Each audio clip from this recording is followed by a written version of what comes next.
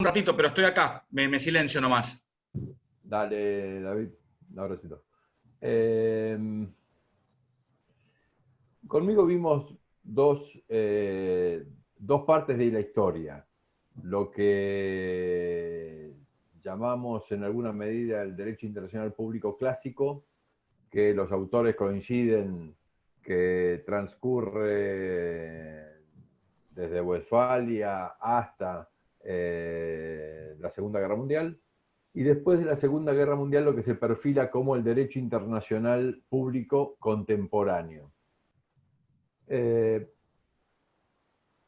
qué nos referimos cuando hablamos de derecho internacional público contemporáneo? Yo hablé de tres características que tenía el derecho internacional clásico, básicamente oligocrático, descentralizado y relacional, como lo dicen los autores, en términos de que lo generaban, lo creaban ese derecho las potencias más poderosas del mundo de esa época. En segundo lugar, era descentralizado porque cada una de las potencias tenía una relación directa con cada una de las otras potencias en términos individuales, y la relación era radial, si se quiere de alguna forma, bilateral casi exclusivamente, con lo cual esto hacía un derecho internacional muy descentralizado, en algunos casos tratados contradictorios y demás. Y en tercer lugar, relacional, porque las materias que trataba ese derecho internacional público clásico eran materias que se referían a la relación entre los estados. Esto de que eran los límites de los estados los que generaban el derecho internacional.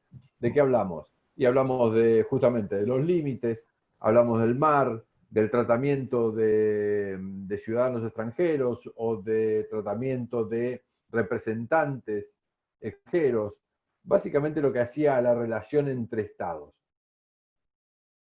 Pero dijimos que esas tres características en el derecho internacional contemporáneo vienen a, por lo menos,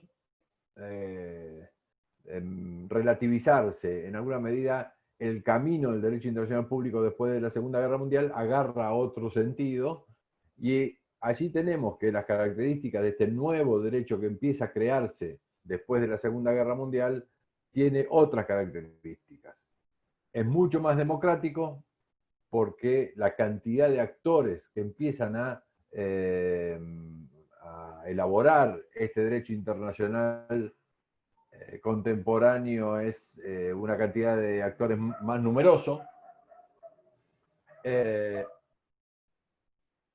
Entonces decimos, es democrático, es más democrático, para decirlo de alguna manera, es más democrático, es centralizado, es más organizado en términos de la centralización y el rol que cumple la Organización de Naciones Unidas como ámbito en el que se discute una gran cantidad de convenciones internacionales que crean una base de derecho internacional mucho más homogénea. Y en tercer lugar, es un derecho internacional mucho más humanizado. Es un derecho que, como dije, no se queda en los límites, como dije la semana pasada, no se queda en los límites del Estado, sino que se introduce adentro del Estado para regular materias que antes regulaba el derecho internacional, perdón, el derecho nacional en cada uno de los estados. Para el derecho internacional clásico, eran bastante explicativos, o eran bastante explicativas, las teorías que adherían al dualismo. Esto es, si la materia de que trata son las relaciones entre los estados, si el actor principal a regular y a crear el derecho, pero a ser regulado por este derecho, son los estados, se puede concebir, y de hecho así lo hicieron los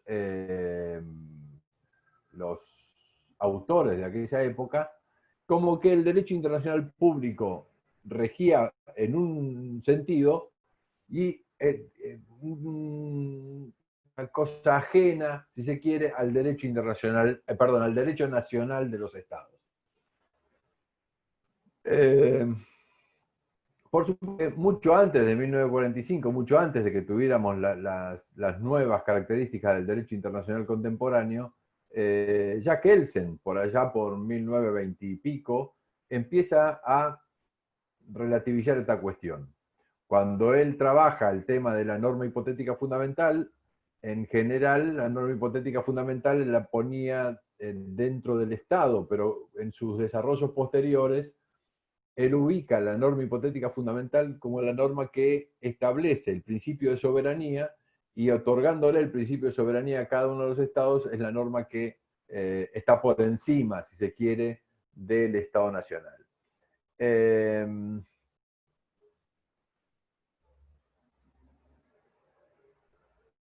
Hay otras explicaciones de autores que adhieren al monismo, en alguna manera el naturalismo, por supuesto, es una especie de monismo, porque ellos entienden que el derecho natural es la fuente de todo el derecho, pero en última instancia,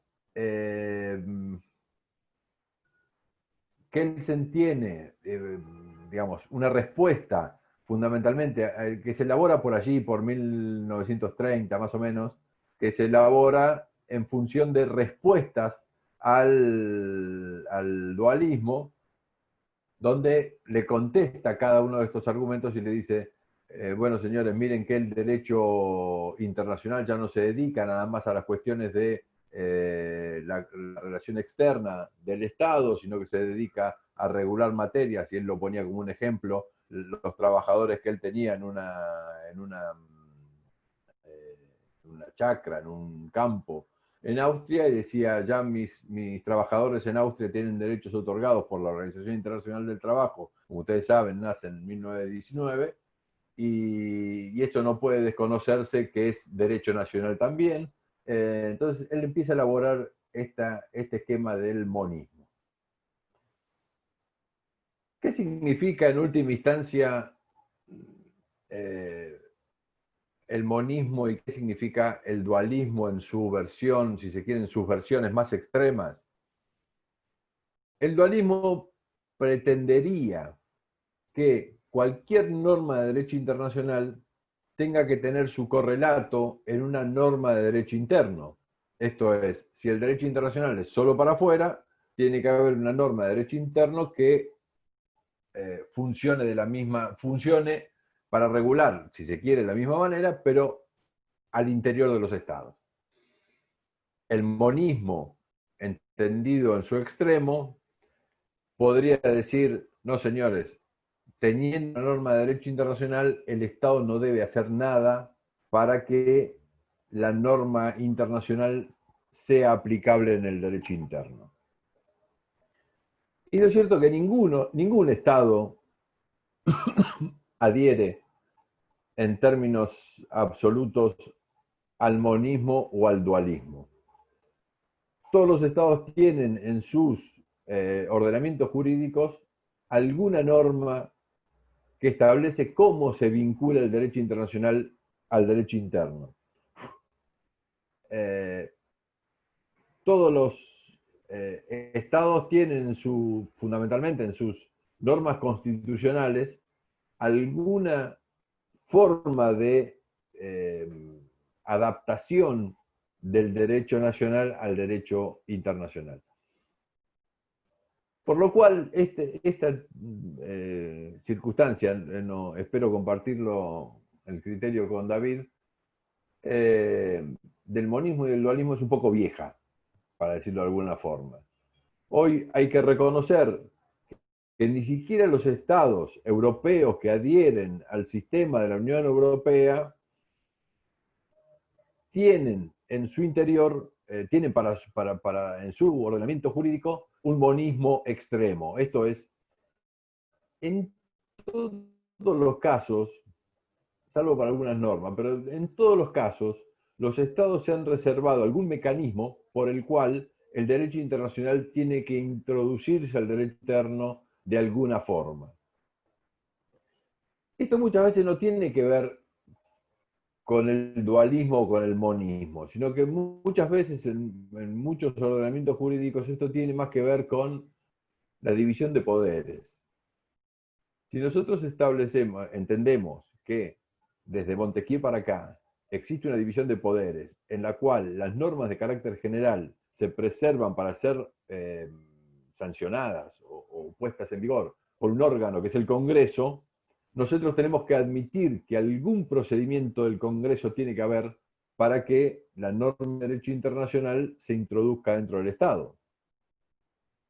Y muchas veces, como el derecho internacional, como decíamos antes, adopta o regula materias que son de derecho interno, existe y debe existir, y hay una exigencia desde la teoría de la división de poderes, que tiene que existir algún mecanismo por el cual el Congreso o el Parlamento, en el caso de los estados parlamentarios, produzca alguna decisión de incorporar el derecho internacional al derecho interno. Por lo cual, algunos autores hacen una disquisición más básica, si se quiere, entre aquellos ordenamientos que requieren un accionar del Estado que genere una incorporación especial, un procedimiento especial para la incorporación del derecho internacional, y algunos otros estados que adoptan un procedimiento ordinario para la incorporación del derecho internacional.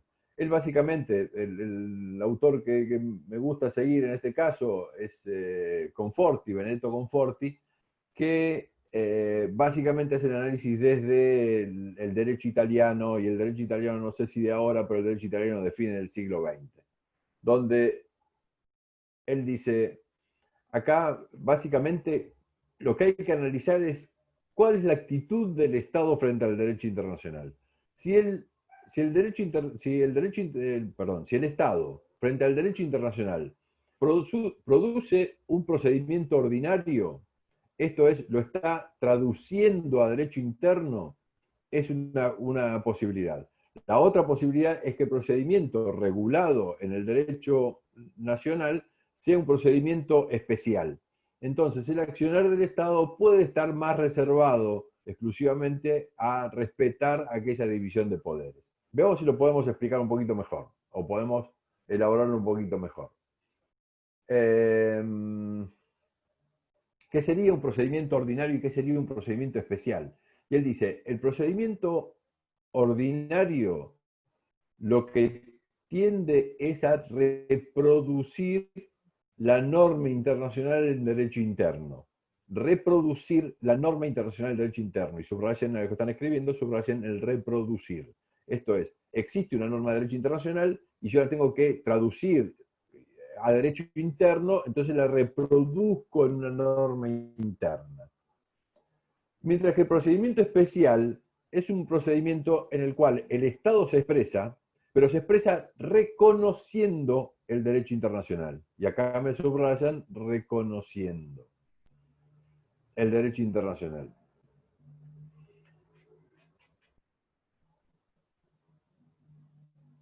Básicamente, esto lo vamos a retomar fundamentalmente cuando veamos normas del derecho de la integración. ¿Y por qué? Porque cuando los estados adoptan un sistema, se enmarcan en un proceso de integración, se formula la forma en la cual se van a producir las normas de ese proceso de integración. Los estados acuerdan entre los puntos que acuerdan cómo se van a producir las normas y cuál es el efecto que esas normas van a tener. Y básicamente en el derecho del Mercosur, los estados se reservaron el derecho de internalizar el derecho del Mercosur. Esto es, todo el derecho del Mercosur que se produce en una reunión en Montevideo, donde se reúnen los cuerpos orgánicos, como vamos a ver en su momento, del Mercosur, producen una norma determinada y los estados en los tratados constitutivos se reservaron el derecho de incorporarlo al derecho interno. El problema tenemos muy grave con el caso del Mercosur, teníamos más grave, hoy menos, pero sigue siendo grave, es que los estados en muchos casos están adoptando ese derecho del Mercosur mediante un procedimiento ordinario. ¿Y esto cuál es? Se produce una norma en el Mercosur, se ingresa a los estados y los estados analizan a partir de la distribución de competencias que tengan en su constitución y demás, cuál es el ministro o el secretario de Estado que tiene capacidades en la materia de que se trata y dicta una norma interna. En muchos casos esa norma de derecho interno que se dicta, básicamente este problema era más grave antes que ahora, pero sigue siendo importante, esa norma de derecho interno que dicta es una norma de derecho ordinario. Esto es una norma que ese funcionario dicta en el derecho interno en virtud de sus capacidades. Y en muchos casos, salvo una mención en los considerandos, no hace relación con la norma Mercosur que está incorporando. Ese derecho interno, en última instancia, funciona en forma autónoma del derecho internacional que le dio supuestamente origen. El problema central, que vamos a ver con más detenimiento más adelante, pero en alguna medida que queda mencionado desde ahora, es que el Estado lo que debe adoptar, el sistema de integración requiere que el Estado adopte una medida de reconocer ese derecho internacional sin reproducirlo. ¿Se entiende? Que no es una norma de derecho per se. Es una norma que reconoce la existencia del derecho internacional y su aplicación en el derecho interno. Veamos para verlo más claro. ¿Ustedes conocen lo que dice la Constitución respecto de los tratados internacionales? Artículo 75, inciso 22. ¿Qué dice? A ver, Florencia dice que sí. A ver. Que son incorporados a la Constitución. Algunos. Algunos son Algunos incorporados a la tratados. Constitución. Los que tienen jerarquía y los que son sobre derechos humanos. Bueno, pero en general de todos los demás tratados, ¿qué dice el artículo 75? Que tienen jerarquía superior a las leyes. Supralegal. Sí, pero esperen porque yo todavía de jerarquía no hablé. Así que traten ustedes de olvidarse en alguna medida, porque yo creo que este es un error, nada, no sé si es un error, pero siempre que se habla de aplicabilidad del derecho internacional y del derecho interno, entran por el lado de la jerarquía. Y yo la verdad que el tema de la jerarquía, perdón. En las condiciones de su vigencia. Está bien, pero la pregunta mía es más básica. ¿Qué es lo que dice el artículo 75 respecto de la capacidad? Por supuesto, el 75 habla de las funciones del Congreso, con lo cual... Que es atribución entonces, del Congreso a aprobar o desechar tratados. exactamente, básicamente es eso, aprobar o desechar tratados. Ahora, ¿por qué mecanismo lo hace el Congreso? ¿Saben ustedes? Sí. Sí, para el mecanismo de sanción de leyes. Sanción de leyes. Entonces, lo que sale es una ley. ¿Ustedes saben qué dice las leyes que aprueban o desechan un tratado internacional? La que aprueba dice apruébese y nombra el tratado. ¿Y qué te dice? El artículo 2, ¿qué dice? De forma. Sí. No sé si el 2 o el 3, pero va a decir de forma. Con lo cual, Sí, son la pocos ley, artículos. la ley está vacía. La ley está vacía. Incluso en la Constitución, ustedes hicieron mención al párrafo donde dice en las condiciones de su vigencia, que lo vamos a ver inmediatamente. Pero básicamente lo que la ley está haciendo es una acción del Congreso que aprueba el Tratado Internacional, pero reconociendo el derecho internacional en su condición de derecho internacional, porque incluso la Constitución dice en sus condiciones de su vigencia. El Congreso puede aprobar tratados internacionales que aún no estén vigentes, porque necesitan un número determinado de ratificaciones, por ejemplo, y nuestro Estado ha sido uno de los primeros, o no se logra todavía, e incluso pueden nunca lograr la vigencia del Tratado Internacional en función de que no se logran los números determinados para ello. Sin embargo, el Congreso dictó una ley, y existe una ley. Ahora, ningún juez va a poder aplicar esa ley, porque cuando empieza a rascar, empieza a ver lo que esa ley, lo único que le dice esa ley es que aprueba el tratado internacional. ¿Se entiende lo que digo? Es ese procedimiento especial por el cual las normas de derecho internacional, perdón, los tratados de derecho internacional en nuestro país tienen vigor, es una norma, una incorporación especial. Existe la atribución del Congreso, pero existe básicamente por este carácter de reconocimiento de la distribución de poderes. Porque el Ejecutivo solo, que es el que negocia el Tratado Internacional, no puede aplicar una norma de carácter general que afecte a todos los ciudadanos de la República Argentina. Por el principio de distribución de poderes, tiene que existir alguna actividad del Parlamento. ¿Cuál es la actividad del Parlamento? Aprobar o desechar los tratados internacionales. ¿Se entiende cómo es el tema? En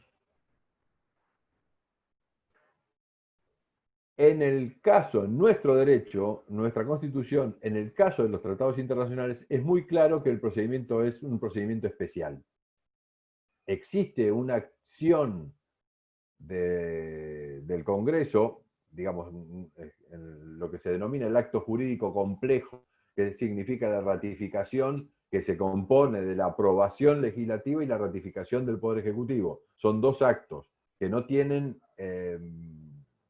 vinculación, si vinculación tienen, pero que son independientes un acto de otro. Yo me acordaba al ingreso del gobierno del doctor Kirchner en el 2003,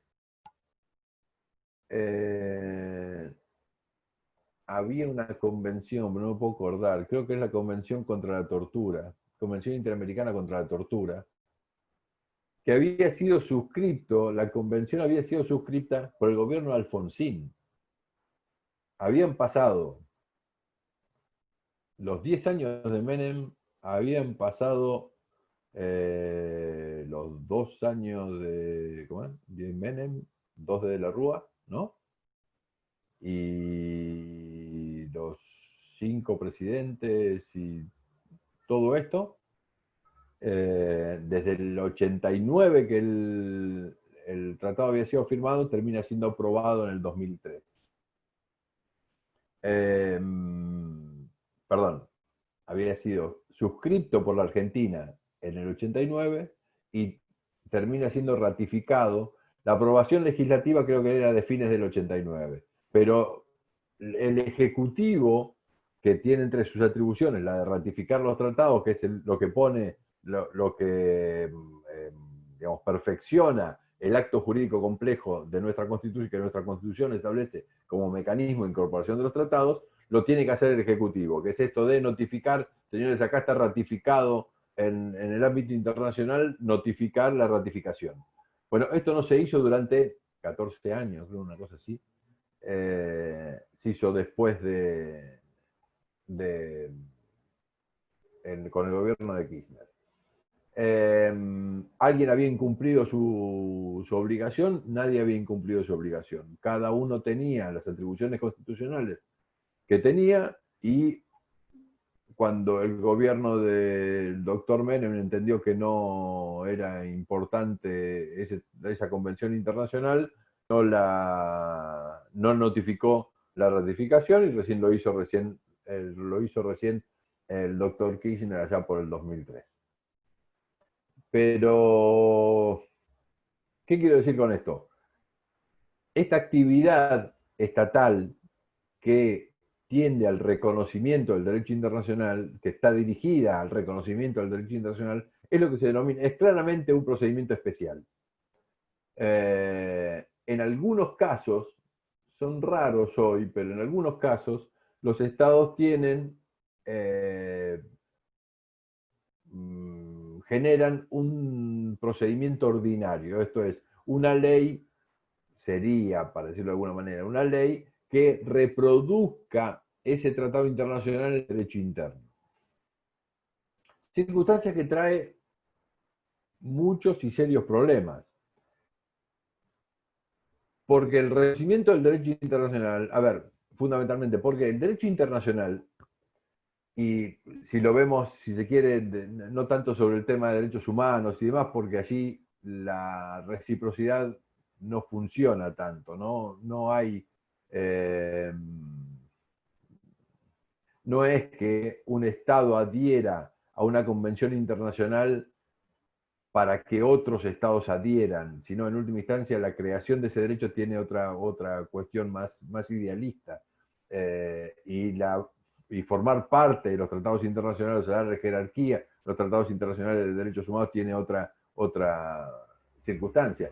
Pero vayámonos al ámbito de la economía. Cuando nosotros hacemos un tratado de integración, lo que estamos claramente es ingresar a un sistema de integración, básicamente ¿por qué? Porque queremos que otros participen de ese sistema de integración. Que ese derecho que nosotros creamos no sea nada más que para mí, que ese derecho yo lo genero para que otros estados adhieran al mismo derecho. Y porque otros estados me están concediendo ciertas prerrogativas en el marco de integración, yo concedo también en esa circunstancia. Ahí está muy claro que el derecho se produce en términos transaccionales. Las normas se transan en alguna medida. Y en muchos casos, no solo se transan en virtud de esa propia ley. A ver, esa norma, para decirlo mejor. Yo puedo transar, estoy negociando Mercosur y tengo que resolver temas de automotrices, qué sé yo, el sistema de oleaginosas, para decirlo un tema, y tengo que regular línea blanca de producción de electrodomésticos. Y yo puedo transar en automotrices por lo que voy a recibir en línea blanca de electrodomésticos.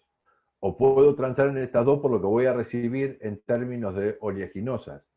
Los acuerdos, en muchos casos en derecho de la integración, se formulan en lo que un autor llamó packaging deal, o sea, acuerdos en paquete, acuerdos que generan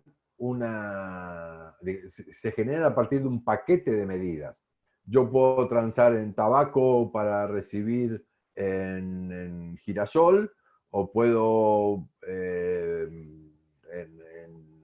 qué sé yo, en las TIC,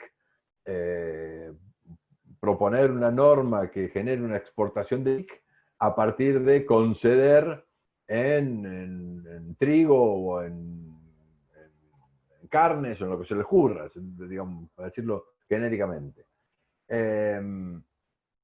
Por ello, hay que respetar las normas de derecho internacional en los términos en los que fueron planteadas.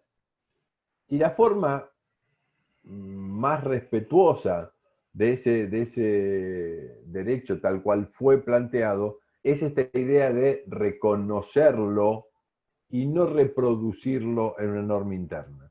Si yo reconozco la existencia del derecho internacional tal cual como fue creado, cualquier afectación que se produzca en el ámbito internacional de aquella norma, yo no voy a tener necesidad de modificar la norma interna para seguir esa modificación. ¿Se entiende? Esto es muy fácil, muy claro. Las normas de derecho internacional, justamente, otra vez volvemos al párrafo, en las condiciones de su vigencia. En las condiciones de su vigencia es, señores, vayamos a ver qué fue de esta norma, qué es lo que dice incluso el derecho internacional sobre esa norma, y la aplicamos en términos de lo que diga el derecho internacional en cada momento determinado. Por eso el esquema, por eso el mecanismo que nosotros entendemos como más respetuoso de ese espíritu que tiene el derecho internacional es los mecanismos de incorporación especial. Y van a ver que yo me cruzo bastante cuando existen mecanismos de incorporación ordinaria fundamentalmente al derecho del Mercosur. como decíamos, el derecho del Mercosur tiene que ser adoptado en el derecho interno de cada uno de los estados a partir de, vamos a ver, protocolo Europret o sistema de producción normativa que allí se acordó. Ahora, el mecanismo, la norma interna es una atribución de cada uno de los países, pero la forma en que esa norma interna se exprese es puede ser respetuosa al derecho internacional, en este caso el derecho de la integración, o puedes desconocer en alguna medida este derecho de la integración y reproducirse en una norma interna autónoma. Y esto generó más que nada, ahora parece que hubiera un poco más de homogeneidad en las normas de incorporación, pero siempre hay algún problema con este tema.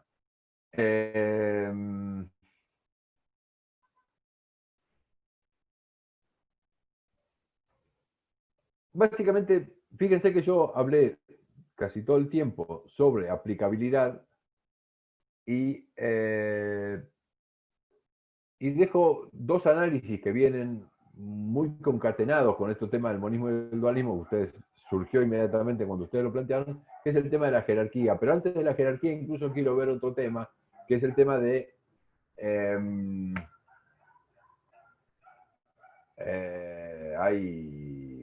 de la calidad de self-executing, o, ayúdame Marcelo, ¿cómo era?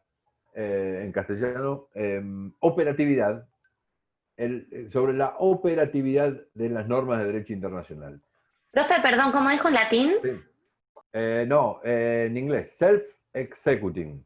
La calidad de ser operativas per se, para decirlo de alguna manera, por sí mismas, de las normas internacionales.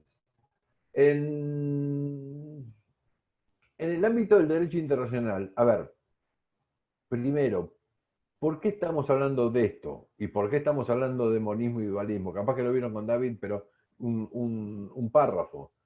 ¿Por qué discutimos ahora de este tema de la relación entre el derecho internacional y el derecho interno? Básicamente porque dijimos que las normas de derecho internacional se metían dentro del derecho interno y lo que cambió en alguna medida, fundamentalmente, con esta introducción del derecho internacional en el derecho interno, es cuál es el operador jurídico llamado a resolver en las cuestiones. Yo creo que les conté a ustedes, cuando yo di derecho internacional en 1980, el derecho internacional era el derecho de los diplomáticos, para decirlo de alguna manera. Aquel que iba a ser diplomático, en 1980, no sé si estoy hablando del siglo pasado, sí, el siglo pasado, pero ahí nomás. Era el derecho de los diplomáticos en alguna medida. ¿De qué hablábamos? Si hablábamos de Malvinas, si hablábamos de esas cosas, de los pingüinos en la Antártida, del sector antártico y demás. Y ahora cuando hablamos de derecho internacional, hasta podemos estar hablando de derecho de familia o de derecho administrativo. En muchos casos hay tratados internacionales que afectan el derecho administrativo, con lo cual el operador jurídico llamado a resolver en las cuestiones para resolver los conflictos de estas normas, hoy pasó a ser el operador jurídico interno. No es el Tribunal Internacional de la Haya el que va a resolver el problema del tratado.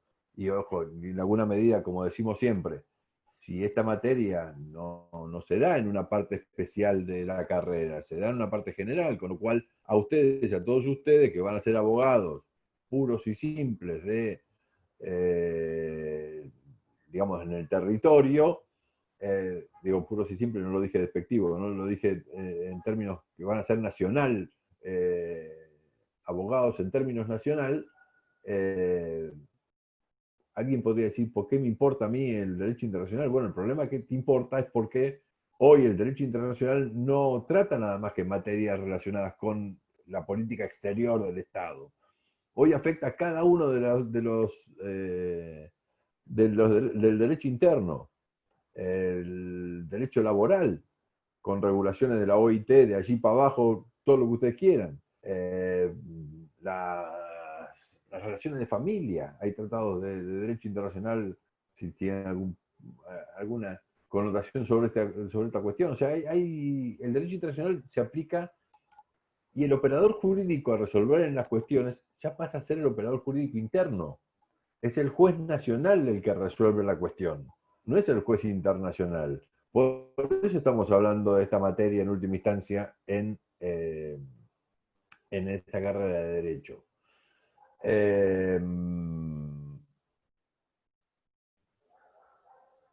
Lo que queremos decir en última instancia es que al adoptar, al regular estas materias del derecho interno, el derecho internacional en última instancia se nacionaliza, porque se nacionaliza, se difunde de tal forma que la aplicación la tiene que hacer el Tribunal Nacional que sea llamado en cada caso.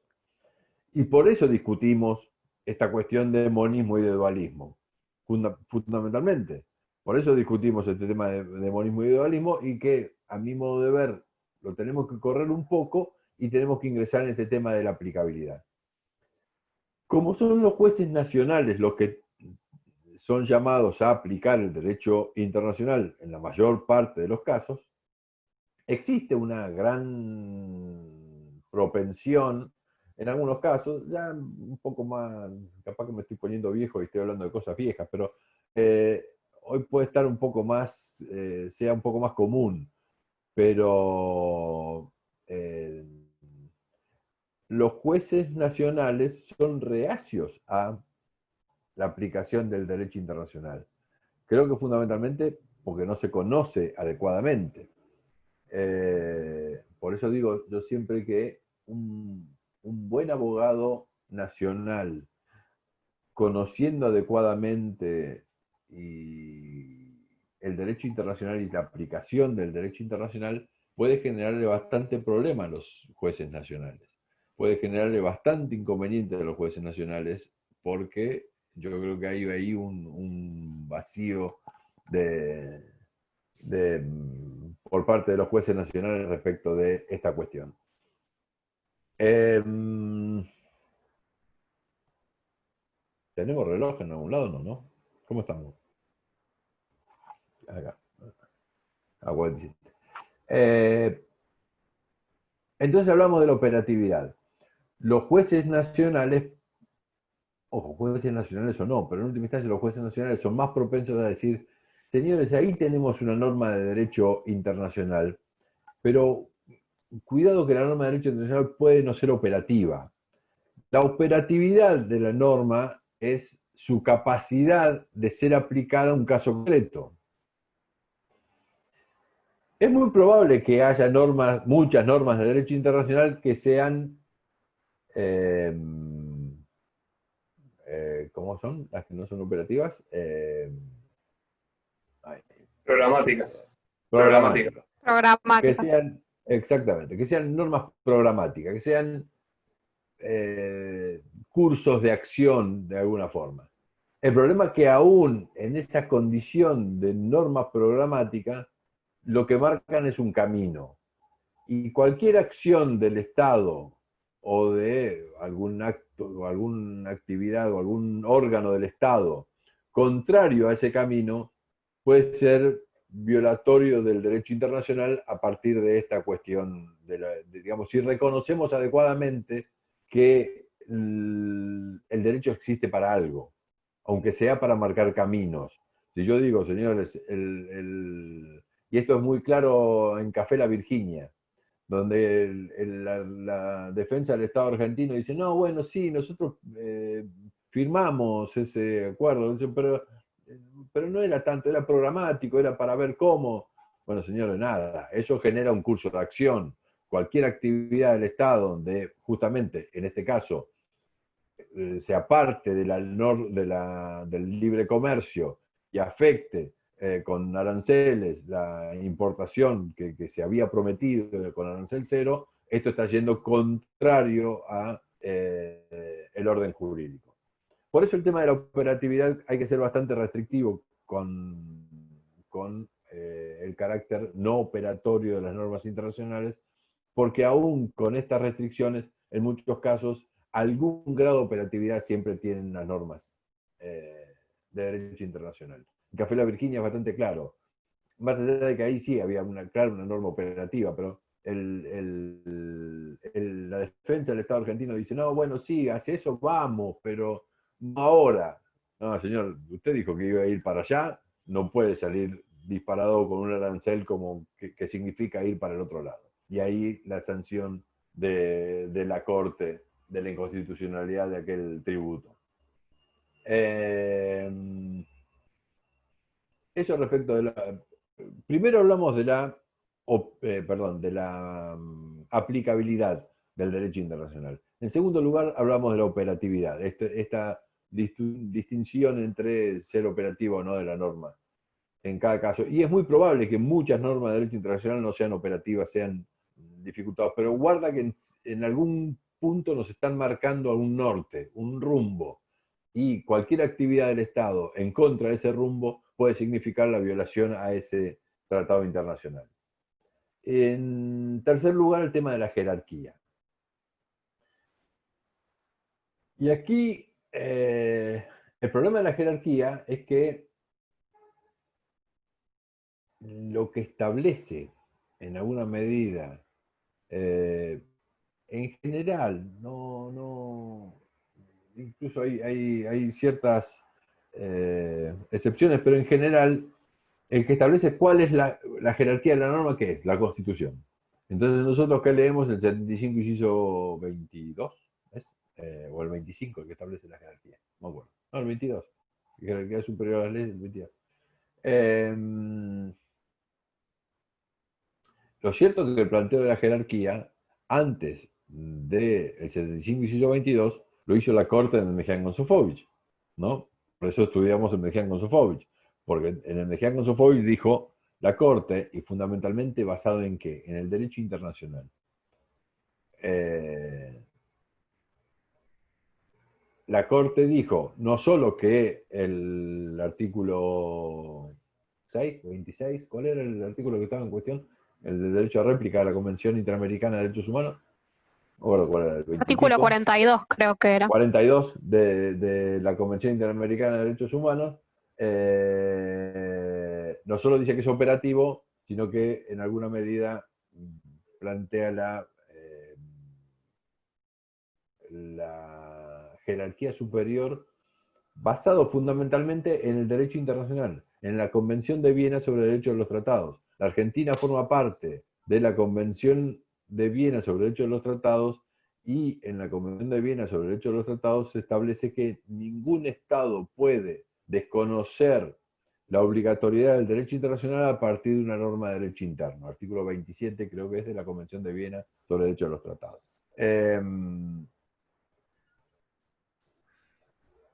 De así que no solo la jerarquía es superior de los tratados a las leyes en función de nuestra Constitución Nacional, sino que antes de la actual reforma de la Constitución, nuestra Corte lo había planteado. Aquí, si se quiere, lo que los europeos denominan competence, con dos términos alemanes. Esto es la competencia de la competencia. ¿Quién tiene la competencia para decir la convencionalidad, como lo denominamos, la supremacía de los tratados? Y de hecho, hay un principio de supremacía del derecho comunitario respecto al derecho nacional. ¿Y quién es llamado a establecer la supremacía en cada uno de los casos? Este es un tema que no está resuelto. En Europa lo van a ver con algún detenimiento con David en su momento, pero no existe, digamos, homogeneidad en los estados respecto de quién tiene, que es la Corte Suprema de cada uno de los estados. Esto puede dar distintas soluciones. Es la Corte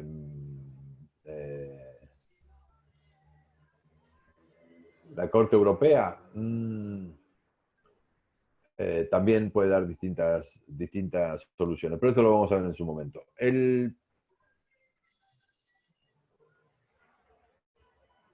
planteo de la jerarquía en última instancia está más sellado en el derecho internacional a partir de este tema de la Convención de Viena de los Derechos de los Tratados, que entre otras cosas, buena parte de la Convención de Viena sobre Derechos de los Tratados es una norma de codificación, con lo cual esto quiere decir que gran parte del derecho convencional, que es la Convención sobre los tratados, la Convención de Viena sobre Derechos de los Tratados, era costumbre internacional antes de esa sanción, por lo cual, por supuesto, sigue siendo costumbre internacional y es aplicable no solo a los que adhirieron a la Convención, sino a todos los estados que forman parte de la comunidad internacional. Con lo cual, en última instancia, estamos diciendo que gran parte del derecho de los tratados es un derecho consuetudinario. Y por eso aplicables en alguna medida a todos los estados.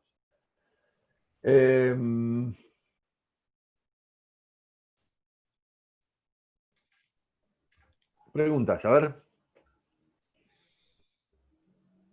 ¿Se entendió lo del procedimiento ordinario y el procedimiento especial? Ahí Marcelo les va a mandar el trabajo.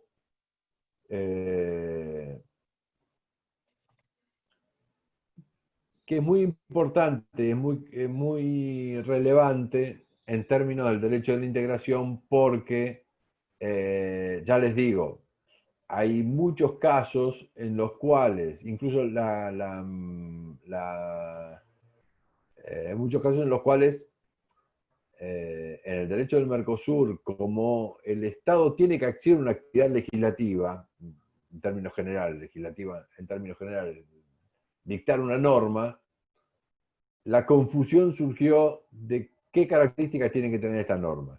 Esta pelea, algunos la tuvimos por allá por los 90, fines de los 90, principios del 2000, o los primeros años del 2000, porque ahí había bastante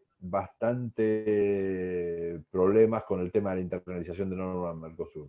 Hoy, a partir de un trabajo que hicieron los compañeros de ustedes del primer cuatrimestre, hemos advertido que hoy no es tan así. Hoy parece ser que hay más homogeneidad, pero de todos modos a veces se les escapa a los órganos encargados de la internalización, se les escapa y dictan una norma interna.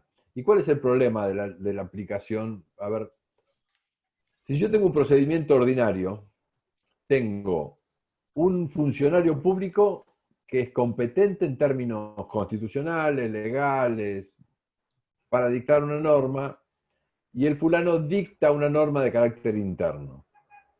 Que por ahí me dicen, los considerando que hay una norma Mercosur, número tanto, que dice lo mismo, pero ya les digo, allá en los considerando, que no son aplicables.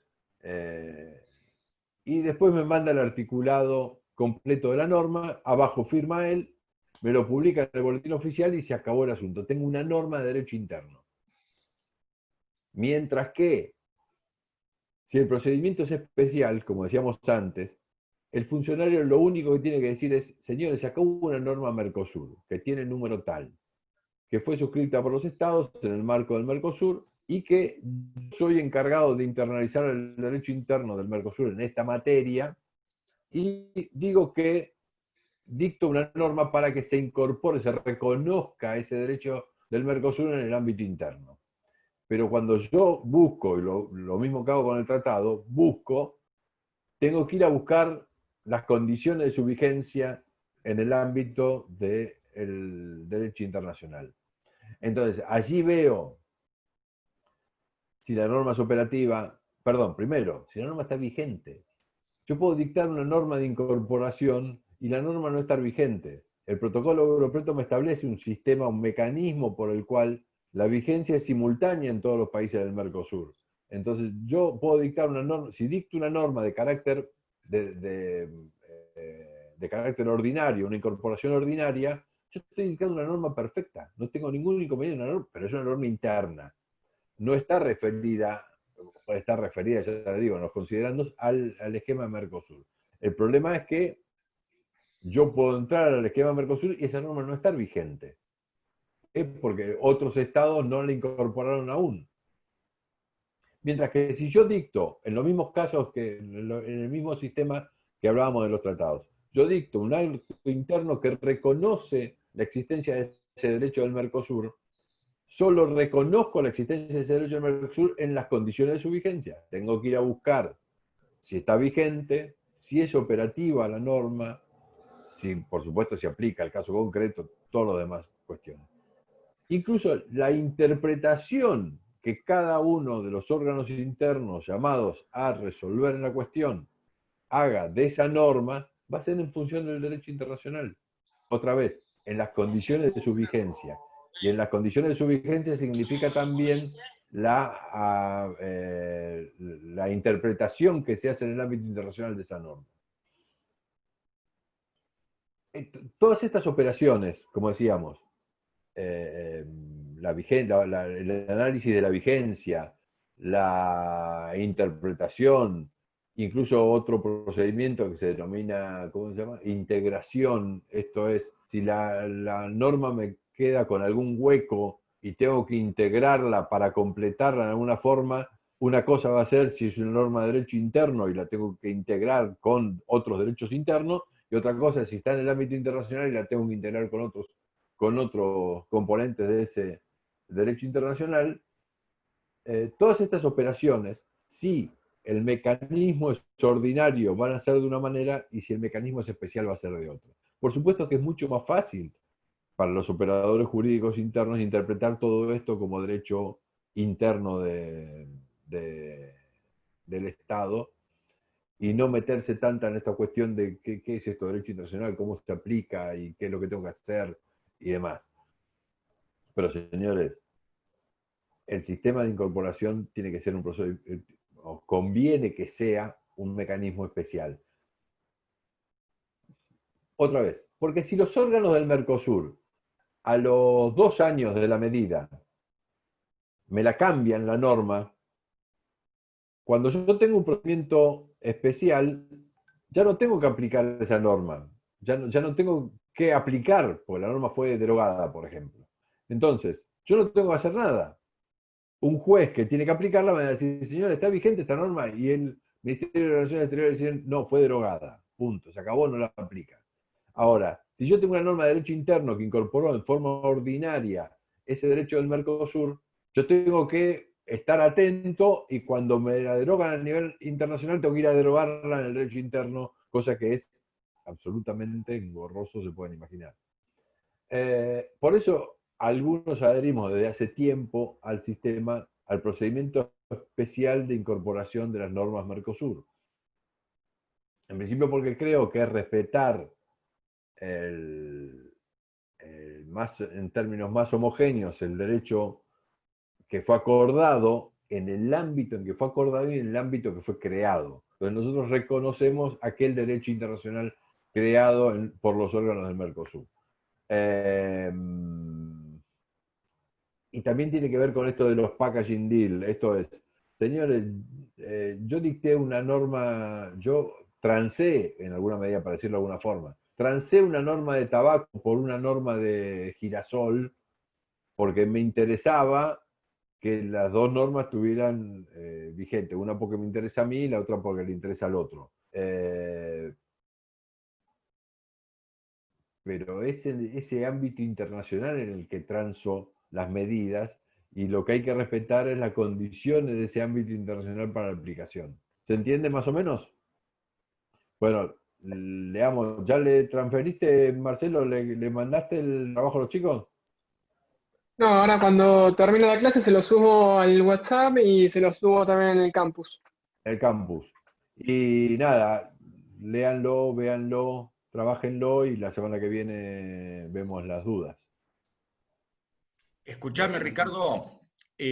Podemos debatir, David. ¿Sabés qué te quería sugerir? Como veo que están tan compenetrados con esta temática y que en algún sentido Están me da la compenetrados pauta. son los 8 que están con la foto, los que están con la cámara. Los otros están durmiendo la siesta, me parece. Después es que me da la pauta de que han entendido tanto, tan bien, y que esta clase la tienen ya como súper incorporada, que a mí me parece oportuno darles un trabajo práctico para que hagan para el próximo viernes, si vos estás de acuerdo. Por supuesto. A ver, sería así la cosa. Primero no sé por qué apagan las cámaras, porque ya les dije que tienen que tenerlas prendidas, porque así vemos si entienden o no entienden. Y vos sabés que descubrimos, después de una ardua investigación que hizo, no voy a decir quién fue el investigador, porque si no va a quedar mal, que hay algunos alumnos barra alumnas que dejan la cámara y se van. ¿Viste? Eso lo notábamos antes cuando teníamos que hacer el corte. Ahora que no hacemos más corte, yo los voy llamando de a uno, ¿viste? Entonces aparecen, pero... Vos decís la gran Bullrich. Exactamente, la gran Bullrich, tal cual. La gran Bueno, a ver. Bullrich. Muy bien, muy bien. A ver, pregunta 1. ¿Es correcto aceptar que la discusión del monismo y el dualismo quedó superada con la posición de Conforti respecto de las formas de incorporación de las normas internacionales a los regímenes del derecho interno? Perdón, me perdí. Yo también, porque la estoy inventando. Sí, a ver, queda grabado igual y Marcelo toma nota de todo, así que seguramente va a ir al grupo. La copiamos en el chat, si no. La idea es que ustedes piensen si es correcto asegurar que la discusión respecto a la discusión filosófica de los monistas y los dualistas queda superada con la posición de Conforti que explicó Ricardo hoy. ¿Entienden? ¿Vos la redactaste, Marce? Sí, ahí la estoy anotando, igual de último después en... Dale. Esa sería la Acá primera. ya pusieron la pregunta. La segunda.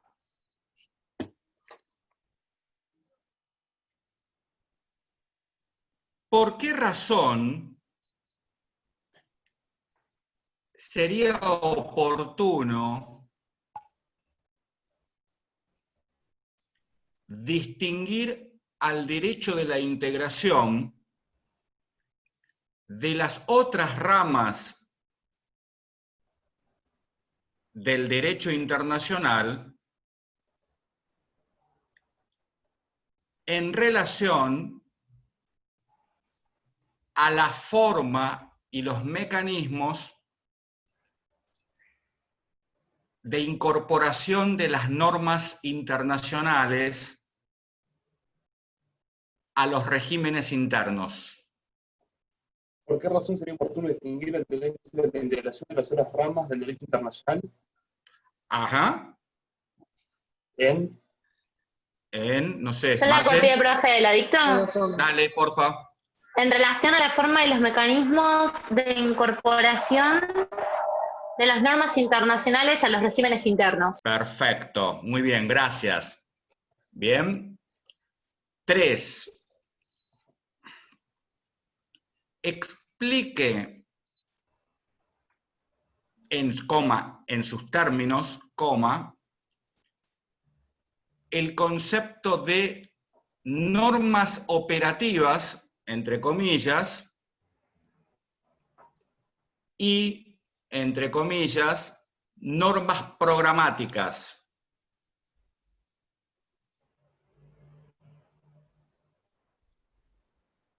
Punto seguido. Abro signo de pregunta. Cierro signo de pregunta. Y la última. Una consulta se cortó en la 3. Igual ahora definimos. las en el grupo de WhatsApp, no se preocupen. Ok.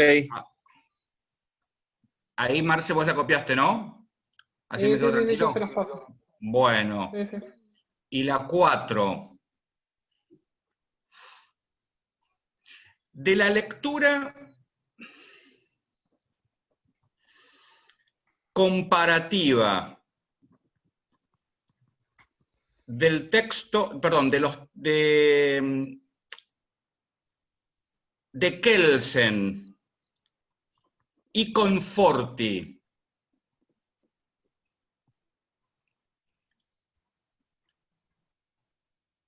¿Qué similitudes y diferencias puede encontrar? ¿Sí? A ver, esta última es muy interesante porque el texto de Conforti ustedes lo tienen porque es el que Ricardo generó, que ya va a estar subido al campus, ya Marce lo tiene y lo va a poner en el campus y lo va a poner en el grupo de WhatsApp, así todos tienen acceso, como hablamos al principio. Y el texto de Kelsen se los voy a dar yo, pero también lo pueden buscar de la biblioteca virtual, porque estuve indagando un poco en la biblioteca virtual que ustedes todos tienen acceso, y está muy piola, ¿saben? Pueden poner Kelsen, monismo, y aparecen ahí una serie de textos, y ahí busquen alguno para que puedan trabajar. Este trabajo no tiene que tener más de 4 carillas. Si se sienten cómodos haciéndolo en grupos, bienvenidos, armen ustedes sus grupos, no más de 5 en cada grupo, ¿sí? Si lo quieren hacer en forma individual, pero todos tienen que participar. Y la semana que viene, si Ricardo está de acuerdo, podemos estar juntos y debatir los resultados, porque la idea sería que se presenten el jueves a las 11 de la noche, vía mail. Ok. ¿Sí? ¿Les parece? O sea, ¿Ah, sí? ese es el límite, el jueves a las 11 de la noche. Exactamente. A ver, como ya dijimos en la primera clase, uno pone límites en la inteligencia de tener tiempo para corregir. Si alguno tiene alguna dificultad, como ha pasado con una colega que se le enfermó el papá, de COVID, etcétera, etcétera, me lo hacen saber, se lo hacen saber a Marcelo y extendemos para esa persona el límite. Tampoco nos hacemos el harakiri si es el viernes a la mañana, digo, ¿de acuerdo? Pero por una cuestión de orden, lo mejor es tratar de cumplir dentro de los plazos. Hasta ahora en esta parte de la cursada vamos a tener esa flexibilidad. Después ya la flexibilidad va a ir cediendo, porque la realidad es que en la formación de ustedes como abogados y abogadas, cuando tenemos 2 primeras, si presentamos después de las 2 primeras, ya está, perdimos. Entonces los plazos hay que cumplirlos, pero en estos primeros pasitos que damos juntos, bueno, vamos a tener estas flexibilidades en esta situación de tanta dificultad social que estamos viviendo. ¿De acuerdo? ¿Querés agregar algo, Ricardo, al trabajito? No, está bien, está perfecto. Bien, buenísimo. Para que puedan pensar un poco. Sí. Parece fantástico. ¿Te parece bien? Bueno. Muy bien. No sé, si no tienen dudas, cerramos acá, me parece, ¿no? Nada, si tienen dudas las escriben en el trabajito y las debatimos acá. No. Porque la idea es que... Debatimos. Porque yo vi, a ver, vos diste una clase excelente, muy linda, de mucho contenido filosófico, y se quedaron como que tampoco hacían preguntas, ¿viste? Entonces me preocupó eso. Digo, bueno, vamos con este trabajo a generar un debate como para que se puedan matar la semana que viene, intelectualmente hablando, y podamos pensar juntos alguna senda para esto. Sí, me parece fantástico. ¿De acuerdo, gente? Bueno, gente, ¿nos estamos viendo? Nos estamos viendo. Sí, Chau, chau. gracias.